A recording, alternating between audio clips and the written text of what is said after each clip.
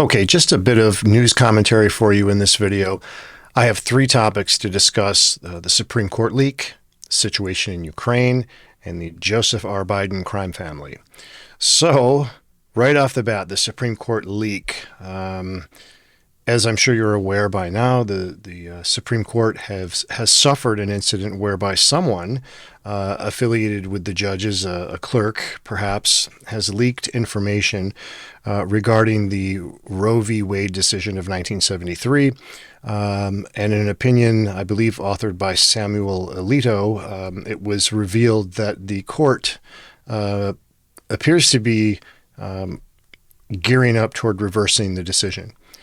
So I think the first thing to point out is that ultimately this will be much ado about nothing, because in the end, even if they do overturn this, they're simply going to turn it back to the states to decide, which is widely known to be the correct course of action. There simply isn't anything constitutional to attach some sort of right to have dominion over the life of an infant. There's just nothing like that in the Constitution. So the idea that it would be decided by the Supreme Court is, as I mentioned, it's largely and widely believed to be just kind of one of the most ridiculous decisions the court has made. And so I'll leave it at that. You can decide what you think of that. I'm not a constitutional expert, but I do know a thing or two about rhetoric and timing. And so the fact that this was released now simply speaks to the obvious, which is that I think this is a two-pronged strategy. Number one, they know that they're doomed in November.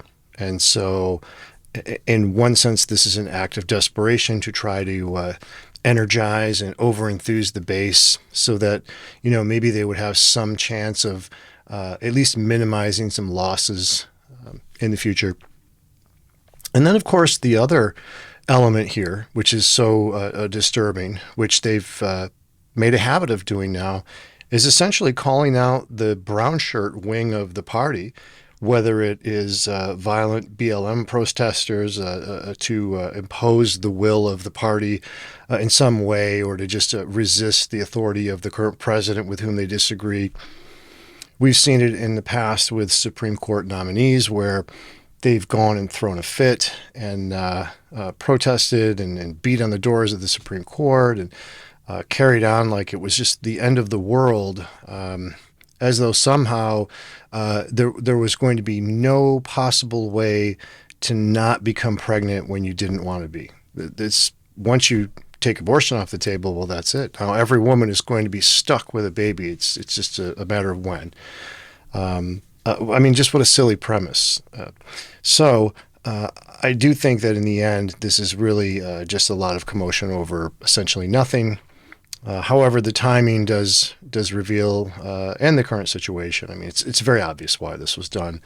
And so nothing really shocking there, other than further destruction of yet another well-respected American institution. So the damage to that will be irreparable, and off into the future we go. So next topic, Ukraine. So now, I don't know if you see any of these videos online, but they have been getting destroyed. And I mean the Russians. I read an estimate between 10,000 and 45,000 Russian soldiers. Now, obviously, I think 45,000 is on the extreme end. I don't think it's anywhere near there, perhaps 25, but still, that's astronomical. They should have been able to roll over in their sleep on Ukraine and then just pick up and leave with whatever they wanted. And the idea that they had failed so miserably,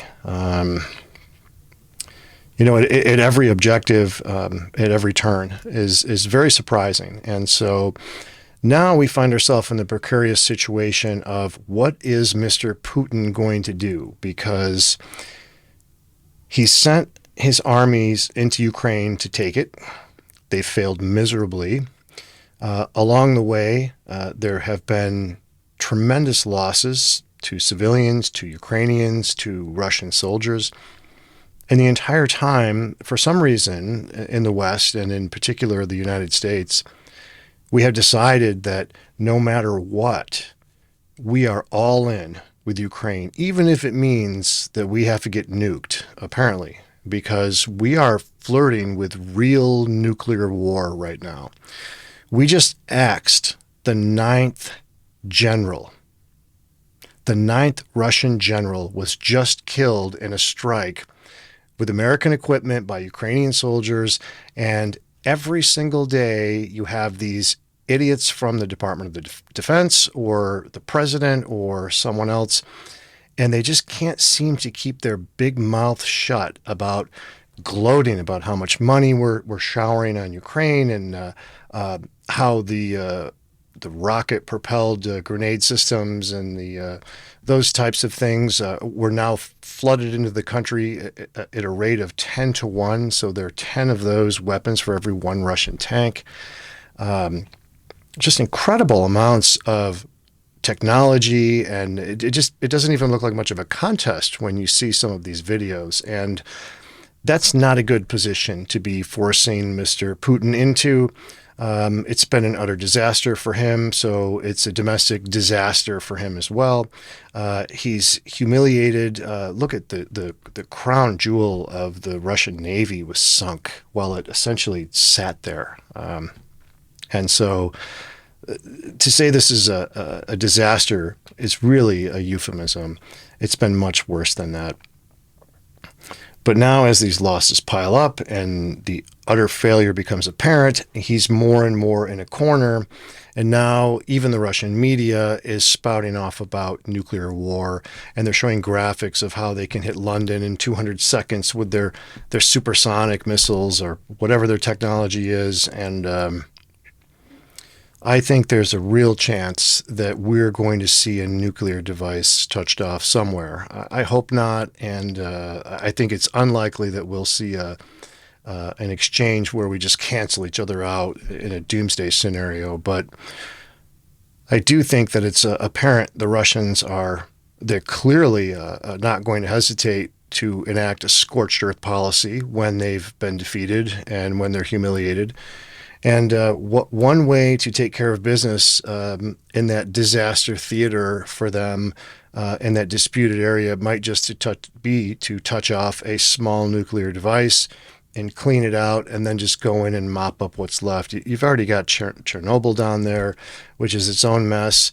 You could probably set one off, use a device that was sort of like the Davy Crockett version that we had, where it was a nuclear device, but it was minimalized. So you could be, I don't want to use the term surgical with a nuclear device, but you get the idea. It was much more, you were able to target with it and it wouldn't do colossal damage. But still, those are going to be very significant. And it wouldn't surprise me to see one of those set off in the near future, probably in Ukraine and somewhere in that mid to eastern region. If for no other reason, just out of sheer vengeance. And let's hope that doesn't happen. Meanwhile, they continue to wheel this old hair-plugged, Botoxed man out in front of a teleprompter every day where he mumbles and stumbles and fumbles and makes a buffoon out of himself.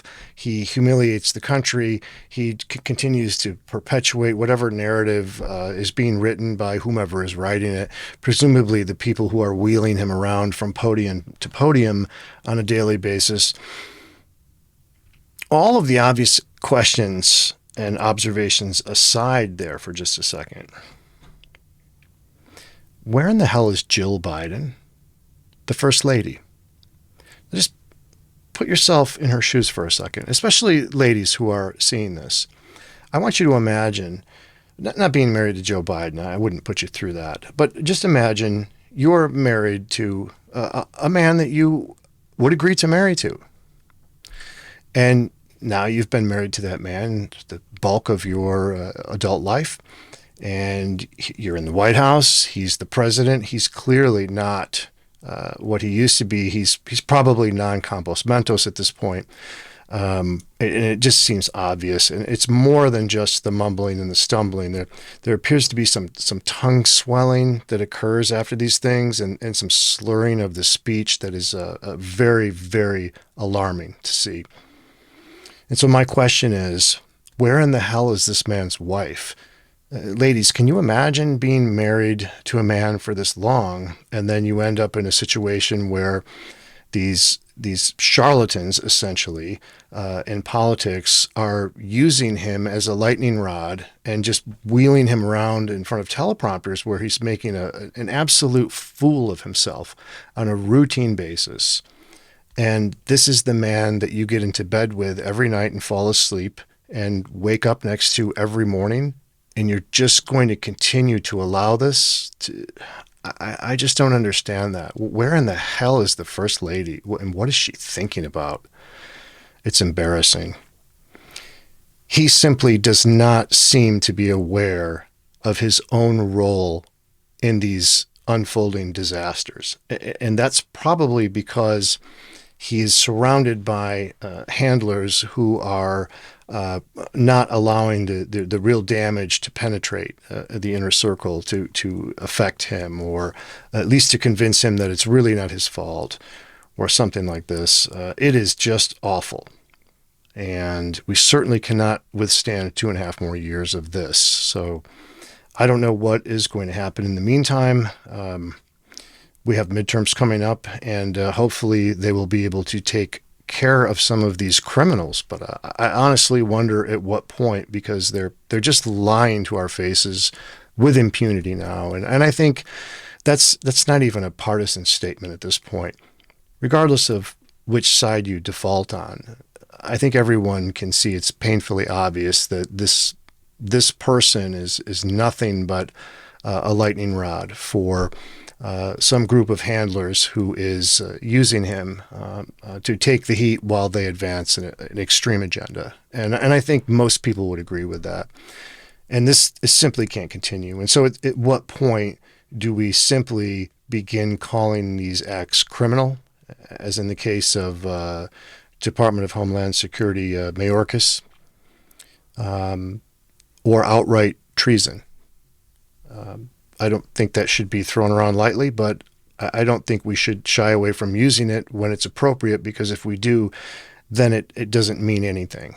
And if deliberately opening your borders, ignoring a health crisis because you want people to flood the country so that you can deliberately change the population because you think that will improve your ability to stay in power longer, that's criminal and treasonous. And it needs to start being called that.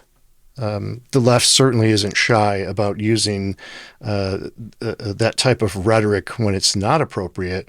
Surely the right should not be afraid to use it when it is appropriate. And that's where I'll stop for now. Good luck, have a good night, and I will catch up with you next time.